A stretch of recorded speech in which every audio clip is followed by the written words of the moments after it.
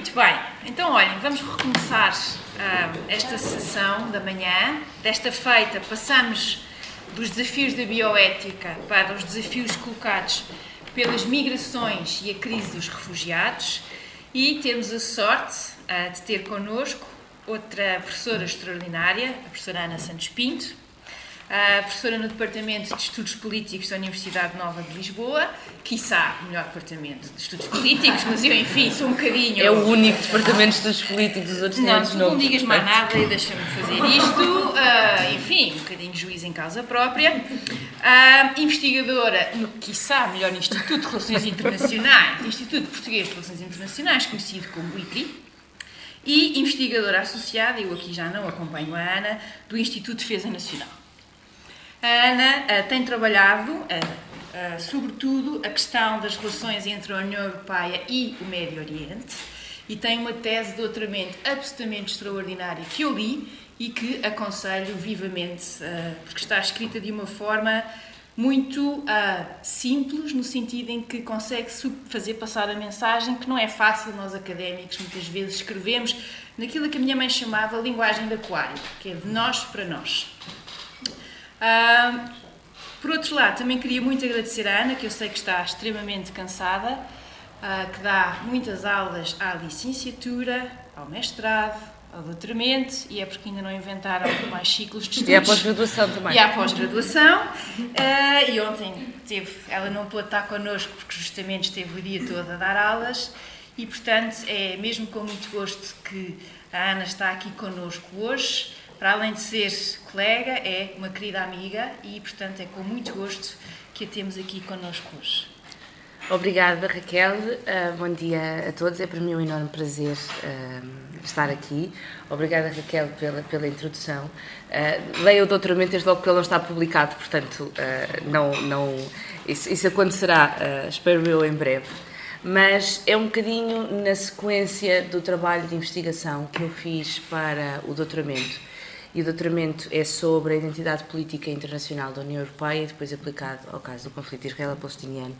Mas foi pela reflexão que eu procurei fazer sobre a identidade política europeia, no seu sentido interno, e depois projetando para a esfera externa, que eu tentei preparar uma reflexão para fazer aqui convosco hoje, e que gira em torno de três fatores, se quiserem, de três elementos fundamentais. O primeiro são os princípios que sustentam as democracias liberais europeias, o segundo, as migrações no quadro da União Europeia e o terceiro, aquilo que vulgarmente se tem designado a crise dos refugiados. E eu fiz isto em torno daquilo que, seguindo o convite da Raquel, o tema geral desta conferência é a arte da política e os desafios. E este tema, migrações e a crise dos refugiados, pelo menos na reflexão que eu procurei fazer, insere-se muito no que é isto da arte da política e quais são os desafios que se colocam às democracias europeias. Ora, para basear esta reflexão, eu tentei articular, não sei se consegui, um argumento central. E o meu argumento é que a União Europeia é um projeto liberal. E esses objetivos internos e externos de um projeto liberal procuram projetar-se à escala global. Ou seja, existe uma dimensão interna destes princípios e valores liberais que nascem da sua história, da história dos Estados-membros e da história das comunidades políticas europeias, e depois projetar nas relações com os países terceiros. O que significa que se as decisões políticas que são tomadas ao nível das políticas públicas europeias colocarem em causa os princípios e os valores das democracias liberais europeias, na verdade o que nós estamos a fazer é colocar em causa o projeto europeu. E, portanto, há uma noção de consequência que é necessário nós avaliarmos e que muitas vezes não é compaginável com os momentos de crise. Ou seja, nós em reações imediatas não pensamos na consequência profunda e eu trabalho as identidades políticas em política internacional e essas identidades significam sentimentos de pertença. Se nós colocarmos em causa aquilo com o qual nós nos vinculamos na pertença, nós colocamos em causa aquilo que nós somos, efetivamente. E, portanto, colocar em causa o respeito pela dignidade humana, pelo pluralismo, pela garantia dos direitos e liberdades fundamentais, pela promoção do bem-estar dos povos, da livre circulação de bens, de serviços, mas essencialmente de pessoas, conforme está definido nos tratados fundadores da União Europeia, é, portanto, questionar o projeto europeu. E abdicar destes princípios na gestão dos fluxos migratórios e na questão dos refugiados, como noutras, é naturalmente colocar em causa o elemento fundacional dos projetos das democracias liberais. E, portanto, eu vou tentar desenvolver esta reflexão e vou pedir ajuda à Raquel no limite do tempo. Eu normalmente porto-me bem, mas para deixarmos... E se no momento da exposição quiserem levantar questões, para mim é bastante mais fácil do que depois, e eu recupero o raciocínio, do que depois deixar para o final. Portanto, eu desenvolveria este argumento e esta reflexão em 3 partes. A primeira é a identificação destes princípios e valores liberais e como é que eles se refletem nos tratados e nos documentos políticos da União Europeia, porque eu considero que os tratados são, na verdade, o contrato social que une a comunidade política àquilo que são as instituições e os corpos políticos do ponto de vista institucional. Depois, uma análise da questão migratória, recordando que, historicamente, a União Europeia sempre foi um continente de emigração. E isto só começa a alterar-se na segunda metade do século XX e, em particular, no pós-Guerra Fria. E, portanto, as sociedades europeias que estavam habituadas, digamos assim, a exportar migrantes, passaram a ter que os acolher e isso constitui, naturalmente, um importante desafio político que interrelaciona dimensões identitárias, dimensões de coesão social e dimensão da sustentabilidade económica e demográfica. E, finalmente, uma breve reflexão, porque é uma questão muito complexa, sobre a atual questão dos refugiados, lembrando que o regime internacional que regula o direito e a proteção dos refugiados assenta na Convenção das Nações Unidas relativamente ao Estatuto dos Refugiados, que foi assinada em 1951, e no Protocolo relativo ao Estatuto dos Refugiados, assinado em 1967. E porquê é que eu estou a dar estas 2 datas? Porque são, de facto, no pós-Segunda Guerra Mundial, um conflito no território europeu que devastou o continente e as sociedades europeias. E, pegando nisto, uma das ideias que eu desenvolvi no doutoramento é que, de facto, a identidade política europeia decorre daquilo que se optou de uma forma mais voluntária ou menos voluntária no final da Segunda Guerra Mundial, que era criar um projeto que assegurasse o bem-estar, a estabilidade e a segurança dos povos europeus. E com base em 3 grandes pilares, que são os pilares das democracias liberais. A democracia representativa, que implica, naturalmente, um domínio da maioria, a garantia de direitos e liberdades fundamentais e a boa governação. Deles decorrem, naturalmente, o princípio da soberania popular, da participação e da competição política, das liberdades, liberdade no sentido holístico, que significa desde a liberdade de expressão à liberdade de pensamento, à liberdade das convicções, à liberdade de movimento e à liberdade da prática religiosa, da igualdade, do primado da lei, da separação de poderes e da eficácia da ação do Estado. Portanto, é isto que de alguma maneira sustenta as democracias liberais, que sustenta as democracias europeias e que, na verdade, está presente da narrativa europeia nos critérios de adesão e no compromisso de manutenção no projeto europeu e tem estado presente nas múltiplas políticas públicas que são formuladas. Permitam-me que vos recorde o artigo 2º do Tratado da União Europeia. Este artigo 2º, de acordo com a formulação adotada em Lisboa em dezembro de 2007, diz: a União Europeia funda-se nos valores do respeito pela dignidade humana, da liberdade, da democracia, da igualdade, do Estado de Direito, do respeito pelos direitos do homem, incluindo os direitos de pessoas pertencentes a minorias. Estes valores são comuns aos Estados-membros numa sociedade caracterizada pelo pluralismo, a não discriminação, a tolerância, a justiça, a solidariedade, a igualdade entre homens e mulheres. Se isto não é ser uma democracia liberal, não sei exatamente o que é que seja. No que diz respeito aos critérios de adesão, que normalmente são designados por critérios de Copenhaga, porque foram aprovados nesta cidade pelo Conselho em 1993, eles determinam 3 grandes critérios. O primeiro é dispor de instituições estáveis que garantam a democracia, o Estado de Direito, os direitos humanos, o respeito e a proteção das minorias. Uma economia de mercado viável e a capacidade de enfrentar a concorrência e as forças de mercado no contexto da União Europeia. E a capacidade de assumir e implementar eficazmente as obrigações decorrentes da adesão, incluindo os objetivos da União política, económica e monetária, ou seja, aquilo que nós designamos normalmente o acervo comunitário. Importa também recordar, aliás, até devido a factos recentes, que existe um compromisso de manutenção no projeto europeu, manifestado no artigo 7º, e que diz: a existência de um risco manifesto de violação grave dos valores referidos no artigo 2º e posterior verificação da existência de uma violação grave e persistente pode levar à suspensão dos direitos decorrentes dos tratados dos Estados-membros em causa, incluindo o direito de voto dos representantes do Governo em sede de Conselho. Ora bem, tudo isto significa que estes princípios e valores liberais sustentam o projeto europeu, sustentam a adesão ao projeto europeu e sustentam a manutenção do projeto europeu.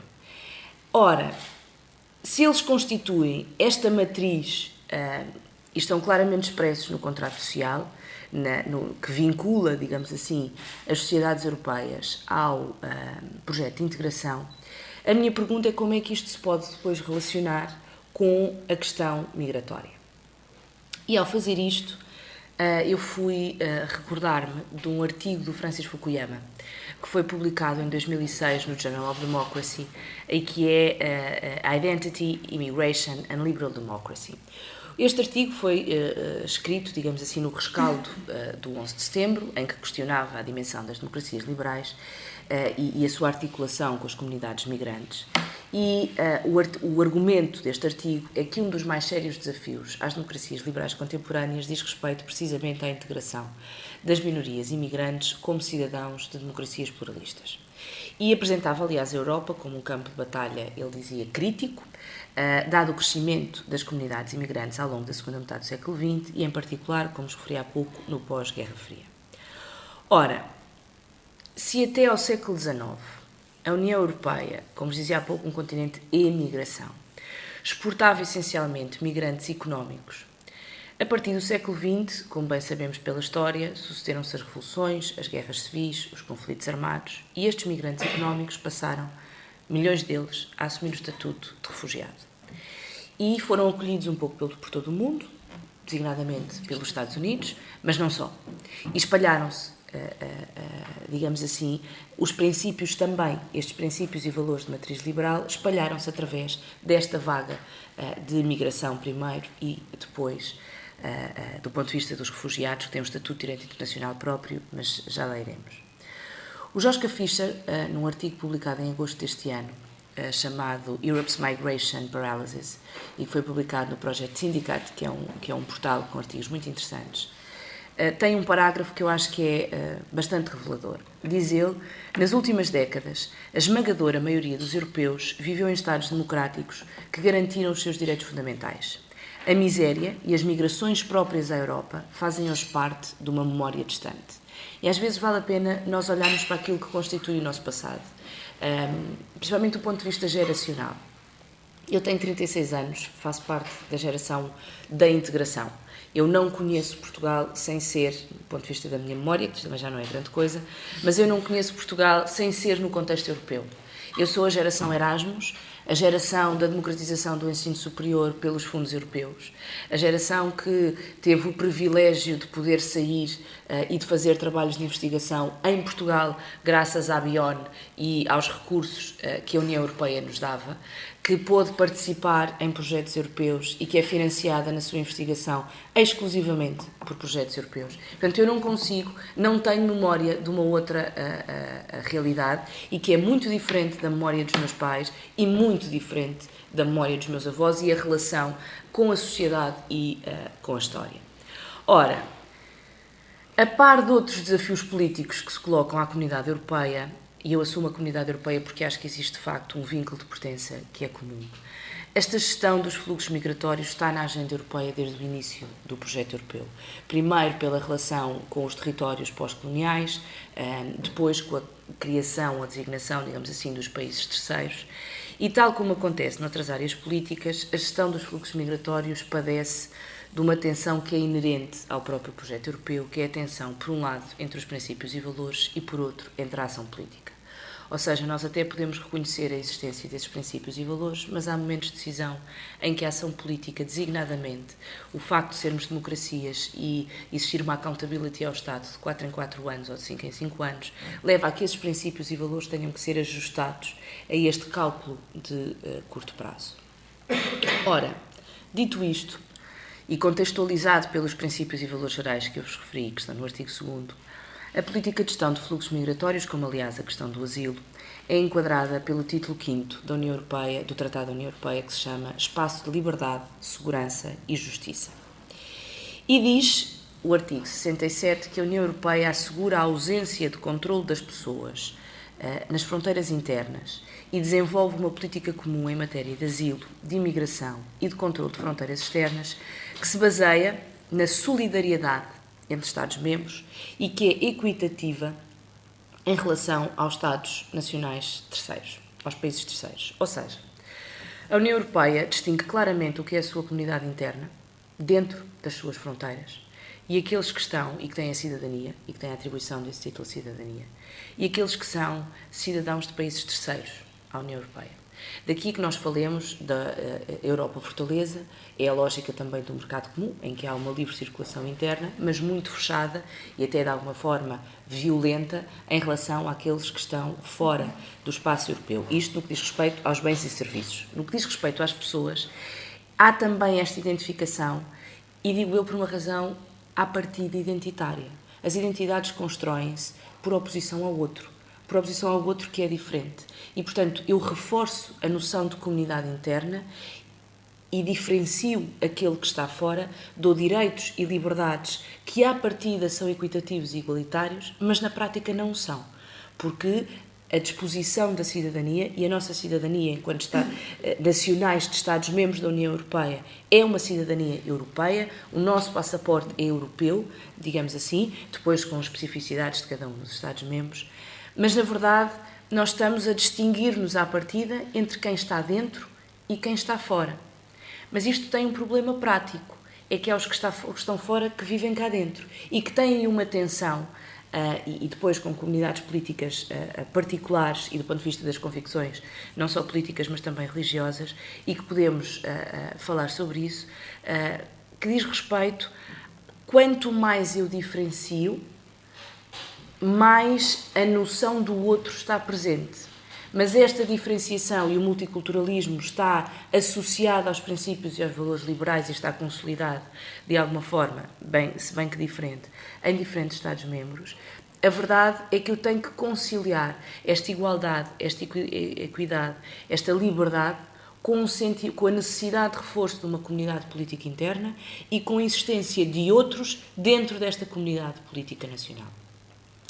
O que significa que, em matéria de espaço europeu de liberdade, segurança e justiça, a União Europeia desenvolve 4 grandes linhas de ação. A primeira é, naturalmente, a promoção da migração legal. A migração legal, que é essencialmente económica, que é prerrogativa dos Estados nacionais definirem quantas pessoas recebem para trabalhar. Não é a União Europeia que faz isto. São os Estados nacionais que têm esta prerrogativa. Dizem, de acordo com as suas estruturas económicas, quantas pessoas é que vão receber, quantos vistos é que vão atribuir do ponto de vista de visto de trabalho, etc.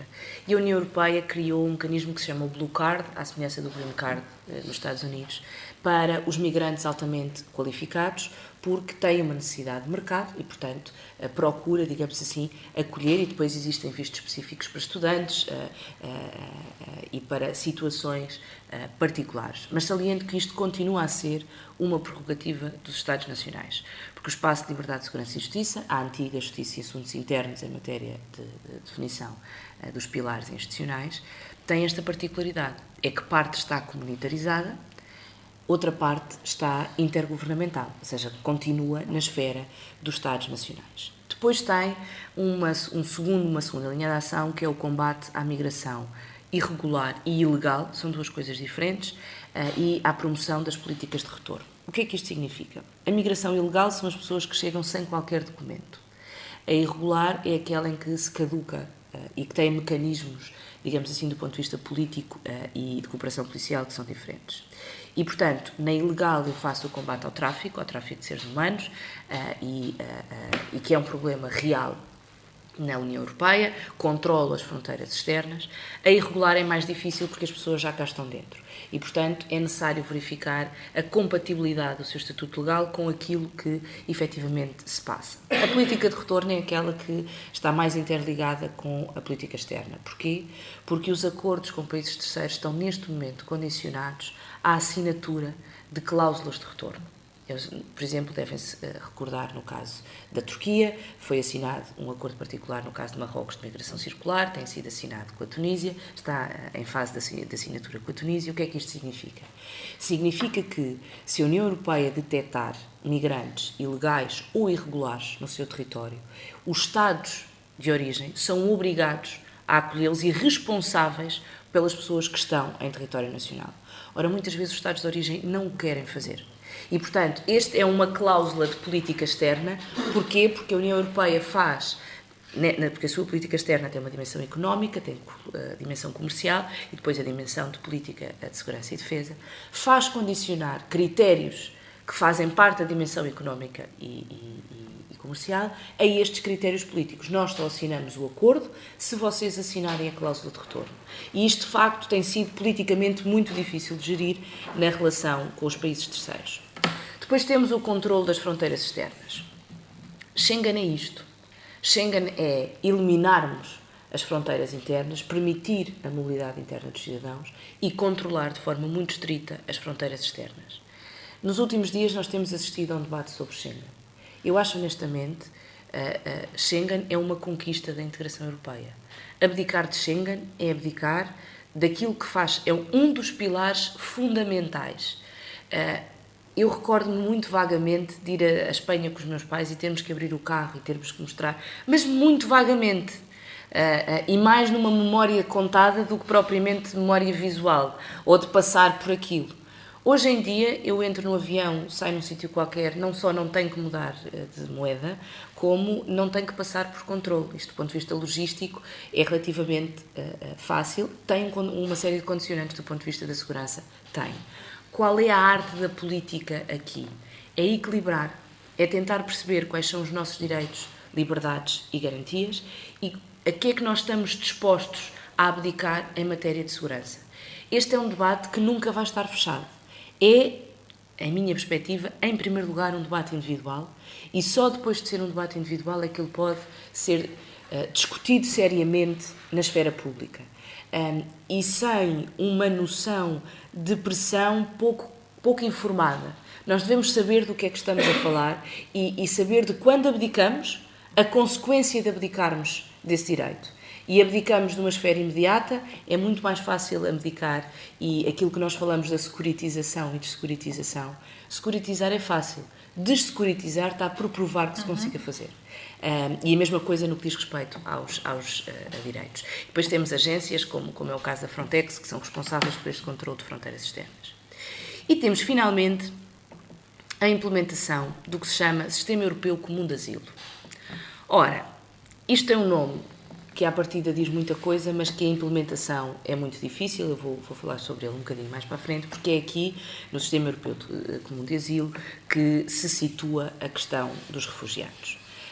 Em 2015 foi apresentada a Agenda Europeia para a Migração pela Comissão Europeia em plena crise de fluxos no Mediterrâneo, mas sejamos honestos, este era um documento que estava a ser negociado há quase 2 anos, portanto ele teve um timing desta crise e não vai resolver a crise porque este documento não responde às questões da crise. Envolve naturalmente reforço da cooperação policial, da vigilância marítima, etc. E tem uma dimensão interessante que é o reforço da gestão de fronteiras em missões de política de defesa comum. Ou seja, eu nos países de origem, designadamente no caso do Mali, da República Centro-Africana, etc., onde existem missões militares ou civis militares no âmbito da política comum, eu passo a incluir a gestão de fronteiras. Porquê? Porque controlando os fluxos lá, teoricamente, eles não chegam aqui. E, portanto, é controlar as fronteiras externas, não no limite europeu, mas na origem desses limites. Se quiserem podemos discutir isto. Eu acho muito perigoso a questão de nós debatermos, e isto foi debatido política e operacionalmente na missão militar da União Europeia no Mediterrâneo. As redes de tráfico adaptam-se muito rapidamente aos contextos e pensarmos na dimensão operacional de... eu não sei como é que eu posso usar esta expressão, porque para mim as palavras importam e, portanto, de aniquilar na origem as infraestruturas, vulgo barcos, de pessoas que vêm de todo o Mediterrâneo, é, do ponto de vista operacional, muito difícil de fazer. E no dia em que isto aconteça com um barco com 300 pessoas, eu quero ver como é que se gera politicamente nas comunidades europeias. Das duas, uma, ou elas aceitam porque estamos a garantir a nossa segurança, ou questionam o facto de afundarmos um barco com 300 pessoas. E isto, do ponto de vista operacional, é muito difícil. A discussão operacional, quando se faz uma missão militar, e esta é uma missão militar no Mediterrâneo, que tem todo um projeto que foi feito, a primeira fase é essencialmente perceber como é que vamos fazer isto. É muito difícil preparar esta missão.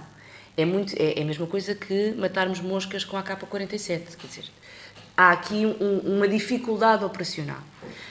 E do ponto de vista político, definir um mandato foi o mais difícil, porque politicamente não se consegue definir exatamente o que é que se quer fazer e, portanto, dizer às pessoas, vá fazer isto, mas o quê? Não sei exatamente, porque o mandato é muito abstrato, é difícil.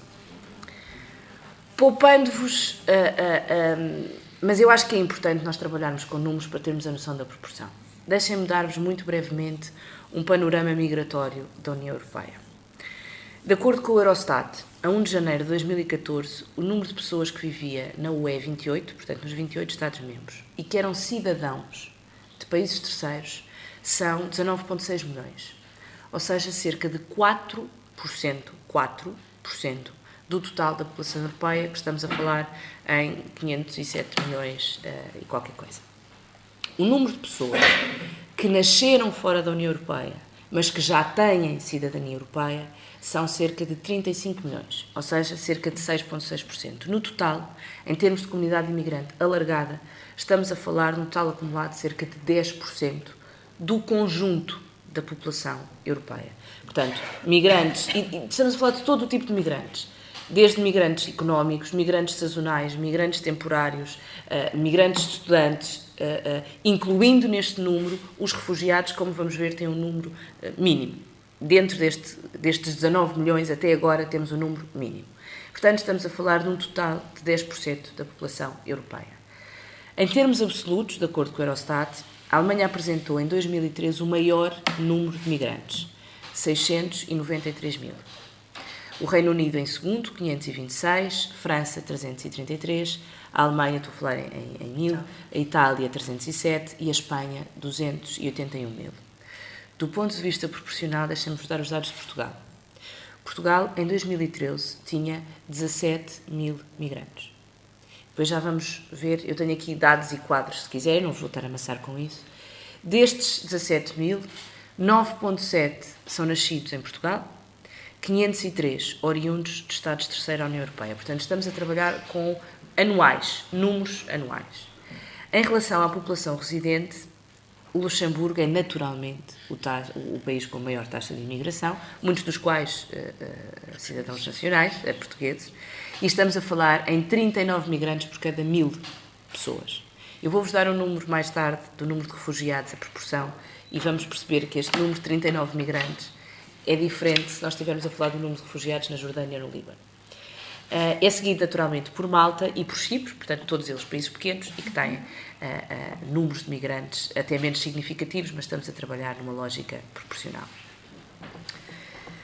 É certo que o número de migrantes externos à União Europeia tem vindo a aumentar e nestes números não estão os cidadãos da União Europeia, porque eles já não são contabilizados como imigrantes, são cidadãos internos e, portanto, têm outro tipo de contabilização. Estamos só a falar de países terceiros. E isto tem vindo a aumentar porquê? Porque, em boa verdade, a Europa é um paraíso para se viver. Pronto. E a partir do momento em que isto era verdade para os portugueses que saíram de Portugal, na década de 50, 60 e 70, é verdade para as pessoas que têm menores condições de vida. Algumas delas nós não fazemos a mínima ideia do que é o contexto diário daquelas populações. E que veem a Europa como um Eldorado. Eu dou-vos um exemplo pessoal. Eu, a primeira vez que fui ao Médio Oriente, e que cheguei a Israel, vocês não têm... Em Israel, não territórios palestinianos. Em Israel. Vocês não têm... Eu, na altura, tinha 24, 23 anos. Vocês não têm noção da quantidade de pedidos de casamento que eu recebi. Não era por gostarem particularmente de mim. É porque, ao casarem comigo, teriam passado... autoestima. Mas é verdade. Mas não era esse o objetivo. O objetivo era ter o passaporte. E este era-me dito de uma forma muito evidente. Pá, tens uma miúda simpática, tudo bem. Mas o objetivo era vir para a Europa. Era ter... Isto aconteceu-me... Não os pedidos de casamento, mas a noção de que existe qualidade de vida. Não é só o modelo social europeu. É importante. O modelo social europeu faz parte da matriz identitária da União Europeia. Abdicar do modelo social europeu é abdicar daquilo que nós somos enquanto membros de uma comunidade política. Mas é também os valores da social-democracia europeia. É a forma de vida, é a segurança, é a estabilidade, etc. A democracia. Mas a democracia pode existir noutros Estados que não têm o mesmo tipo de contexto social. E não é só que... Nós aqui achamos que está sempre tudo muito mal. Mas há imensas pessoas. Eu tenho o meu almoço de domingo... A Raquel, obrigado por me teres poupado isso esta semana. O meu almoço de domingo é sempre com a minha mãe e a minha tia a chorarem porque está tudo muito mal, isto vai acabar, é tudo muito triste. E eu estou sempre a dizer-lhes: vocês fazem parte dos 10% da população mais rica do mundo. Vocês têm a sorte de poder ir ao cabeleireiro todas as semanas e não se arriscarem a levar um tiro na cabeça. E, portanto, há privilégios que nós temos. Queixam-se do centro de saúde, mas o desgraçado médico ouve-lhes quase de 15 em 15 dias quando elas lá vão. E portanto, podem ir à farmácia e têm medicamentos para comprar. Porque eu hoje tive que esperar até à tarde. Oh mãe, há pessoas que esperam anos para conseguir ter uma caixa de medicamentos. Portanto, há dimensões do nosso contexto que convém termos alguma proporcionalidade. Mas isto é o nosso contexto interno. Quem está fora da União Europeia acha que é tudo absolutamente perfeito. Exatamente. Que é muito melhor do que aquilo que é na realidade. Temos os nossos problemas, com certeza que temos, mas a imagem é como... Bem, nos Estados Unidos é espetacular, ou na China é espetacular, ou na Índia... Menos. A nossa projeção... Menos. Exatamente pela diferença... Menos. Depende do espetacular, não é? Mas é fantástico fazer férias não sei onde. O que está fora é sempre muito melhor do que aquilo por que nós vivemos este contexto, não é? E, portanto, é natural que a União Europeia seja atrativa. Ainda bem que é, porque nós a construímos como um modelo que é atrativo. Volto a salientar para perceberem que é esta parte do meu argumento. Abdicarmos disto é abdicarmos, não é da atração, é da nossa qualidade de vida, é da nossa noção de bem-estar e de identidade política e de membros de um grupo, de uma entidade coletiva que se sente vinculada a um conjunto de princípios e valores. E eu não sei se nós nos lembramos do quanto custou construirmos isto. E que tem 50 anos. 50 anos não é nada na história, absolutamente nada. E, portanto, o consolidarmos, o cristalizarmos isto, depende da consequência das ações políticas que nós tomamos a dados momentos. E daí que eu esteja constantemente a questionar, porque eu sou pós-moderninha e teoria crítica e, portanto, eu questiono muito mais do que tenho certezas, estou constantemente a questionar se os decisores políticos têm noção da consequência das ações que tomam. Eu não estou a falar a nível nacional, estou a falar a nível europeu. E, portanto, houve momentos em que nós não conseguimos perceber as decisões políticas europeias, mas que as percebemos a longo prazo. E eu não sei se este cálculo está a ser feito também nesta altura. Mas o debate que nós nos colocamos hoje, para além da questão demográfica que podemos... Acho que não é essa a linha que deve sustentar a questão da gestão dos fluxos migratórios. Faz parte, com certeza, da sustentabilidade, mas não deve ser esse o nosso ponto, digamos assim. Nós hoje, mais do que a gestão dos refugiados, dos fluxos migratórios, falamos sobre a questão dos refugiados. Qual é o meu ponto? Primeiro é tentarmos distinguir o que é que são migrantes do que é que são refugiados. Primeiro nós falamos na crise dos migrantes. Agora já falamos na crise dos refugiados. Quem faz análise de discurso, eu perco imenso tempo a contar palavras e ver como é que elas se desenvolvem. Os refugiados económicos e os refugiados... Refugiados têm sempre... Os migrantes é que têm esse estatuto. O migrante tem o estatuto de migrante económico, temporário, sazonal, migrante ambiental, irregular, ilegal. Os refugiados têm um estatuto, que é o Estatuto da Convenção. Só há um... Depois nós temos diferentes tipos de proteção. Proteção subsidiária, o visto por questões humanitárias. Estatuto de refugiado é um. Eu vou-lhe dar aquilo que é o Estatuto do Refugiado. O migrante tem diferentes tipologias. Qual foi o nosso primeiro problema? É que quando falamos na crise, confundimos as duas coisas. Confundimos aquele que se desloca voluntariamente à procura de melhores condições de vida. E confundimos por uma razão muito simples, porque nós não conseguimos, antes e agora, neste momento de crise, fazer o controle. Nós não sabemos, na barcaça de quem vem, portanto, aquele conjunto de... Estamos a falar de milhares de pessoas por dia. Não há uma triagem. E sabem porquê que não há uma triagem? Porque os Estados-membros não disponibilizaram pessoas para ir para os hotspots fazer isto. E, portanto, como vamos ver pelo mecanismo de Dublin, quem recebe é o responsável primário. Ora, a Grécia dizem que está em crise, não é? E, portanto, tem imensos problemas para resolver. A Itália também não está propriamente com disponibilidade de recursos humanos. E todos os outros países, aqueles que estão na fronteira externa, são aqueles que, em primeiro lugar, têm a responsabilidade de fazer esta triagem. Se eles não têm pessoas para trabalhar na administração pública e estão em crise, e estamos a falar de milhares de pessoas por dia, o primeiro mecanismo foi: mandem equipas, mandem pessoas, se faz favor, para vir para aqui ajudar a fazer esta triagem.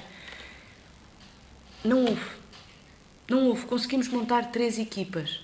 Têm a noção do número de hotspots que existem nas fronteiras externas da União Europeia. Isto é o primeiro mecanismo de solidariedade.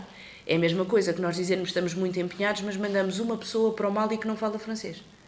É este o nível de compromisso que nós podemos estar aqui a falar.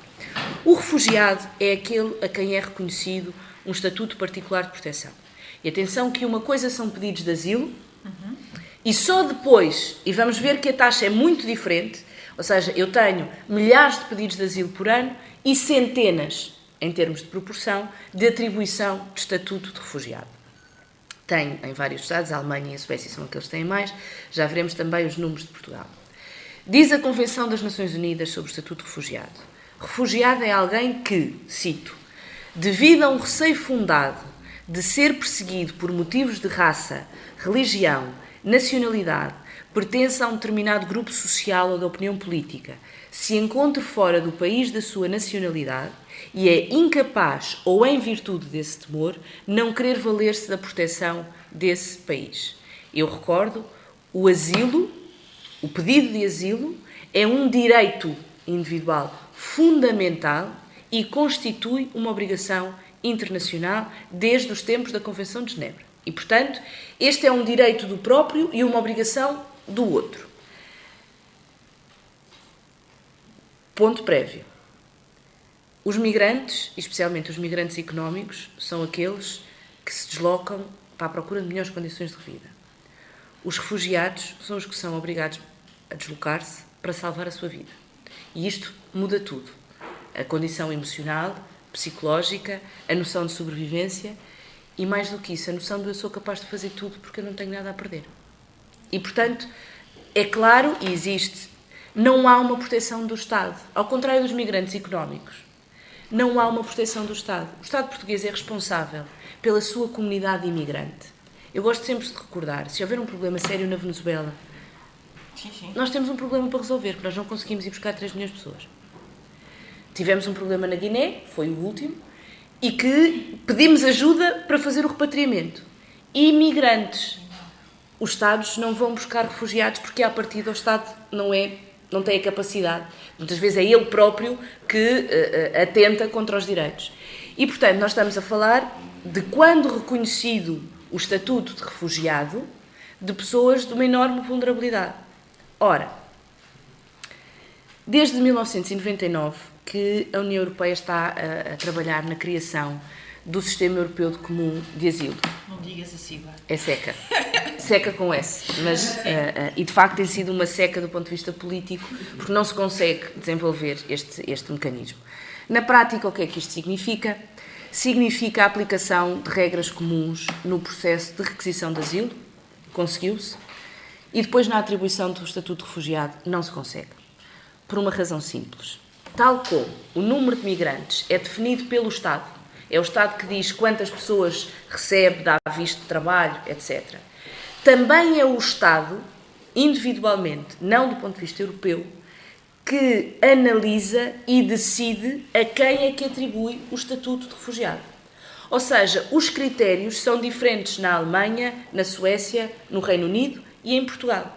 Portugal é que decide, perante os casos que recebe, a quem é que atribui de acordo com contextos próprios, igual nos outros Estados-membros da União Europeia. O que é que isto gera? Uma enorme diferenciação no pedido e primeiro no procedimento, mas esse agora foi relativamente estabilizado. Agora, na atribuição, há critérios que são muito diferentes. Há países que têm critérios mais latos, há países que têm critérios mais estritos. Acresce o quê? A proteção, que existe alguma homogeneização na lei, mas aquilo que é, vamos chamar assim, dado ao refugiado quando ele chega, uma habitação, um sistema de proteção social, etc., também varia muito significativamente de Estado para Estado. Ora, quando alguém faz um pedido de asilo, pensa em quê? Primeiro, conheço alguém? Tenho uma comunidade onde me posso inserir? Conheço não é do ponto de vista pessoal, existe uma comunidade de acolhimento ou não? Primeiro ponto. O que significa que onde existe uma maior comunidade é onde existe um maior número de pedidos. Segundo ponto, se eu for para lá, que tipo de proteção é que eu tenho? Durante quanto tempo? Com que estatuto? Qual é que é a forma de renovar o pedido? Tem essa capacidade ou não? Tem limite ou não? E isto faz. Da mesma forma que a União Europeia, quando trata agora a política de migrações, tem delegações na Tunísia, em Marrocos e em todos os Estados de países terceiros, com quem tem a cláusula de retorno, onde tem uma espécie de centro de emprego. Ou seja, só vem para a Europa quem já tem um anúncio de emprego e uma possibilidade de contrato. Digo isto em matéria de migração regular. Ninguém vem, a não ser com visto de turismo, que depois caduca e entra em migração irregular, etc. A ideia da União Europeia é conseguir que os migrantes legais venham já com contrato de trabalho. Mas a esmagadora maioria não vem. Vem com o visto de turismo e depois, caducando esse visto de turismo, entra em irregularidade e entra depois num procedimento de possibilidade de retorno. Por isso é que a União Europeia precisa do artigo que é para os mandar embora quando esse critério legal não for cumprido. Pedidos de asilo. Recorrendo ao Eurostat, até 2012, houve um aumento relativamente estável, mas relativamente estável. Nós tivemos um pico em 1992, por causa da crise dos Balcãs, e entre 1992 e 2012 houve primeiro um decréscimo e depois uma estabilização. O que é que acontece desde 2012? Há um aumento considerável. Em 2013, os Estados-membros, no seu conjunto, receberam 431 mil pedidos de asilo. Em 2014, 626 mil. Eu já vos vou dar os números comparativos de 2015. Estes números de 626 mil, em 2014, é o pico mais alto desde 1992, portanto, crise dos Balcãs, mas menor do que 1992. O maior número de pedidos de asilo vem, em primeiro lugar, da Síria, Eritreia, toda por ordem de tabela, Síria, Eritreia, Kosovo, Afeganistão e Ucrânia. Depois, números bastante mais baixos, Iraque, Sérvia, Nigéria e Gâmbia. Os sírios são claramente o maior número de candidaturas, em 11 dos 28 Estados-membros. Primeiro dirigem-se à Alemanha e depois à Suécia. Aliás, como todos os pedidos de asilo, os maiores pedidos são para a Alemanha e para a Suécia. E depois existem Estados que têm um número significativo de requerentes. O caso da Hungria, a maior comunidade de pedidos de asilo é kosovar, e no caso da Itália, a maior comunidade de pedidos de asilo é nigeriana. E, portanto, nós tendemos a pensar a crise dos refugiados é da Síria. Não, há muita gente a vir dos Balcãs. Os Balcãs não estão estabilizados como nós achamos que estão. O Kosovo não está tão consolidado como se pensa. A Albânia tem problemas estruturais. E, portanto, vêm em maior número da Síria, com certeza que sim, e já vou tentar explicar porquê. Mas não vêm só daí, e depois ainda temos os da África subsaariana. E estes são aqueles a que é possível contabilizar a nacionalidade. Porque uma das coisas que tem acontecido e que se tem verificado nos hotspots é que as pessoas perdem a identificação. E depois é muito mais difícil de identificar a nacionalidade e de fazer sequer o pedido. O pedido de asilo, o pedido de migrante, o pedido do que quer que seja. Sendo que os apátridas na União Europeia são tratados como cidadãos de países terceiros, portanto, independentemente de não terem uma pátria, têm um estatuto do ponto de vista legal. Deste número total de, vou recordar, 626 mil, só 45% é que teve um pedido positivo. Portanto, só 45% destes pedidos de asilo é que foram aceitos nos Estados-membros da União Europeia. E nem todos com estatuto de refugiado, porque isto implica que o pedido de asilo pode resultar em estatuto de refugiado, proteção subsidiária, que não é o estatuto de proteção internacional, e depois autorização de residência por razões humanitárias. O único que tem uma proteção consolidada do ponto de vista do direito internacional é o estatuto de refugiado, que é o mais significativo dos três. E depois são fatores do direito internacional que dão uma proteção com certeza, mas que não têm a mesma dimensão e o mesmo nível de proteção, nem, naturalmente, o mesmo ponto de vista do enquadramento legal. Em números absolutos, dos 626 mil, só 104 mil é que receberam o estatuto de refugiado. Portanto, os que receberam o estatuto foram, em números de 2014, 104 mil em todos os Estados-membros da União Europeia com estatuto de refugiado, 60 mil com estatuto de proteção subsidiária, 20 mil autorizações de residência. Tentem lembrar-se dos números, que é para eu depois fazer uma comparação. Do ponto de vista da proporção, vão perceber o que é que eu quero dizer. O maior número positivo foi na Alemanha, 48 mil, depois a Suécia, França, Itália, Reino Unido e Países Baixos. Estes países que vos dei, Alemanha, Suécia, França, Itália, Reino Unido e Países Baixos, constituem 81% das atribuições de estatuto de refugiado da União Europeia. Nota de rodapé Portugal, só para termos a noção da proporção. Os números de Portugal são os do CEF. Eu fui buscar o CEF, porque os do Eurostat tinham ali uns problemas, porque juntam os da Frontex com os do CEF. De acordo com o CEF, em 2013, Portugal teve 507 pedidos de asilo, o número mais alto desde sempre, e vem a aumentar. Vocês sabem qual é a comunidade que mais pede asilo em Portugal? Ucraniana, 35%. É um número que tem registado, e eu já vos vou, se quiserem, posso-vos dizer, o maior número da nossa comunidade ucraniana está em segundo, terceiro, tenho que ver aqui na tabela, mas é uma das mais significativas, em termos de comunidade migrante. Em termos de pedido de asilo, são o número mais significativo, e esta tendência em 2013 manteve-se em 2014 e mantém-se em 2015. Destes 507 pedidos, que foram, portanto, 507 em 2013, 447 em 2014, e destes 447 em 2014, 157 foram pedidos por cidadãos ucranianos. Destes 447, Portugal atribuiu o estatuto a 20 pessoas. O estatuto de refugiado a 20 pessoas. Concedeu 91 estatutos de proteção subsidiária em comparação com 113 em 2013. E não concedeu estatuto de autorização de residência por razões humanitárias. Não é porque Portugal seja mau.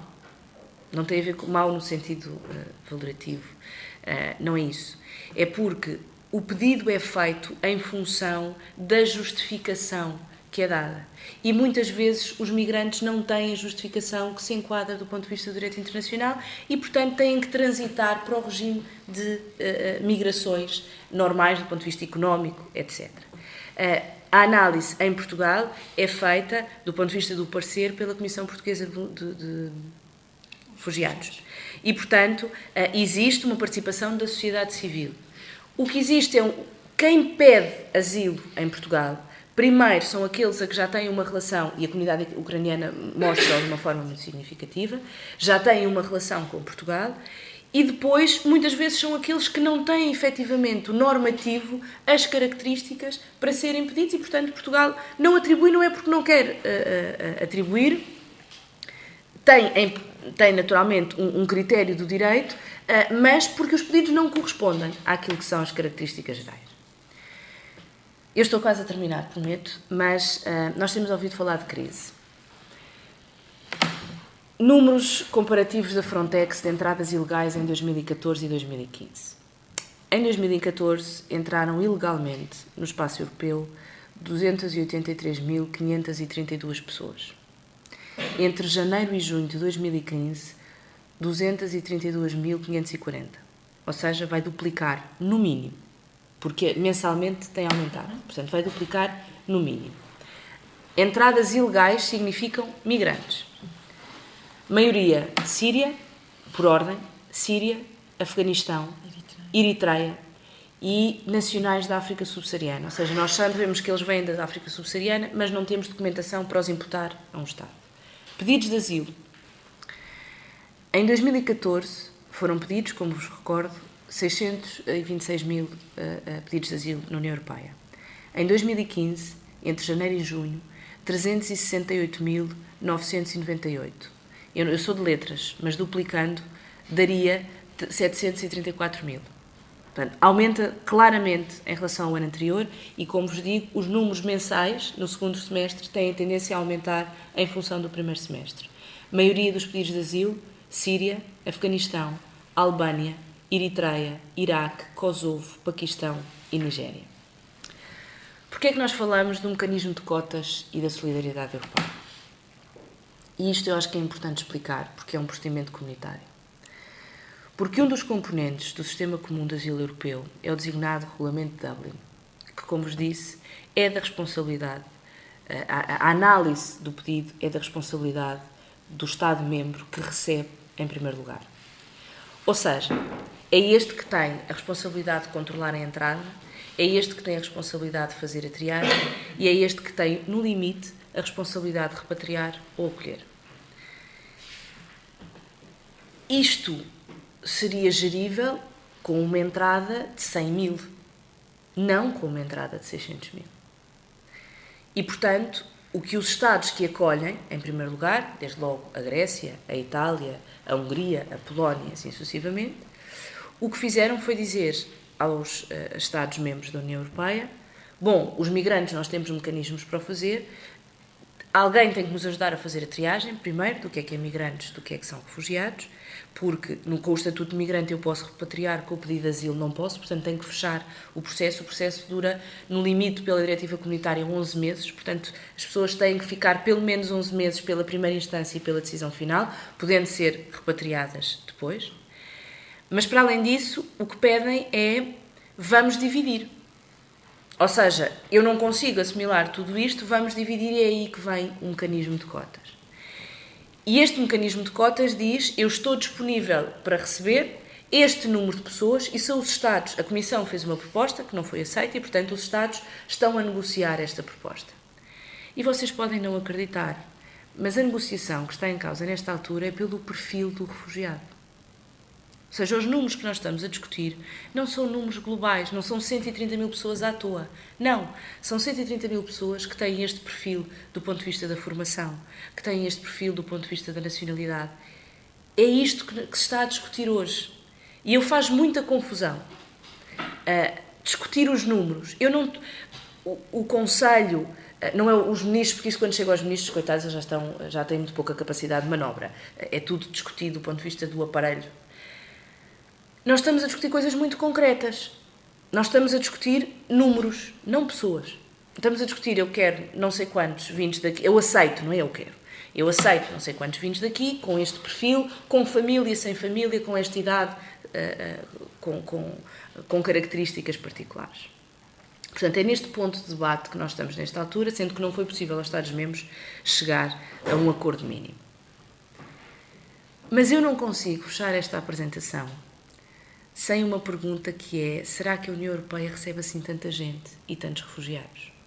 E, portanto, pedindo para vocês se lembrarem dos números gerais, eu vou dizer-vos, de acordo com o número do Acnur, quem são os Estados que recebem mais refugiados no mundo. O Paquistão recebe 1,6 milhões de refugiados por ano. O Líbano, 1 milhão. O que significa que 257 em cada 1000 habitantes são refugiados. O Irão, 900 mil. A Turquia, 800 mil. A Jordânia, estou a falar de números de 2013. A Jordânia, 700 mil. Na Jordânia, estou-vos a dar 2 estados pequenos e com características diferentes. Na Jordânia, 114 em cada 1000 habitantes são refugiados. Lembram-se que o número há bocado, no Liechtenstein e em Malta, estávamos a falar na ordem dos 27 ou dos 34 migrantes. Eu aqui não estou a constituir migrantes, estou a constituir refugiados. E os países com mais migrantes do mundo são os países do Golfo, em que estamos a falar em 60% a 70% da população serem migrantes. Depois temos a Etiópia, com 600 mil, e o Quénia, com 500 mil. Estes são os países, porque os números dos 600 que nós estávamos a falar eram 28 da União Europeia. Nós aqui estamos a falar de Estados nacionais. Ou seja, de facto, até agora, a União Europeia não tem sido o destino privilegiado. Mas se calhar é por isso também se mantém tanta paz, não? Não sei. Não sei. A questão que eu coloco é, isto não pode ser uma surpresa, porque se há um aumento da conflitualidade e se os Estados atingiram um limite de pressão, aqueles que estão na fronteira atingiram o seu limite de pressão. Eu não sei se algum de vocês já esteve num campo de refugiados. É a pior experiência do mundo. E, portanto, ver que aquelas pessoas vivem assim e não têm a expectativa de sair dali, e vivem anos, e os que eu conheço são os campos no Líbano e na Jordânia, em que eu nem imagino, se estavam assim há 2 anos, eu não imagino como é que estão agora. Portanto, é claro que as pessoas saem dali, é como válvulas de pressão, não é? Enche aqui, vem para as áreas mais próximas. Portanto, eu não sei qual é a surpresa em estarmos a receber este número de pessoas, porque se a conflitualidade não para, se os campos estão cheios, as pessoas transitariam para outros lugares. Portanto, a noção da conflitualidade, podemos discutir isso, eu acho que é interessante. Mas eu acho que a questão que também se coloca, e ligada também com aquilo que está a dizer, é como é que nós vamos manter a nossa identidade política, a nossa matriz democrática liberal. Recordo, assente na democracia, no pluralismo, no Estado de Direito, na universalidade e indivisibilidade, dos direitos do homem e das liberdades fundamentais, do respeito pela dignidade humana, os princípios da igualdade e da solidariedade. Como é que nós vamos manter isto? E, ao mesmo tempo, manter a sustentabilidade do modelo político e social europeu, que é comum aos Estados-membros, mas que também é particular a cada um dos Estados nacionais. Ou seja, isto para mim é de facto uma questão de identidade política. O que é que eu quero mais? A que é que eu dou valor? Numa noção de a nossa memória histórica, a nossa identidade política constrói-se com base naquilo que nós fomos e que nós somos hoje.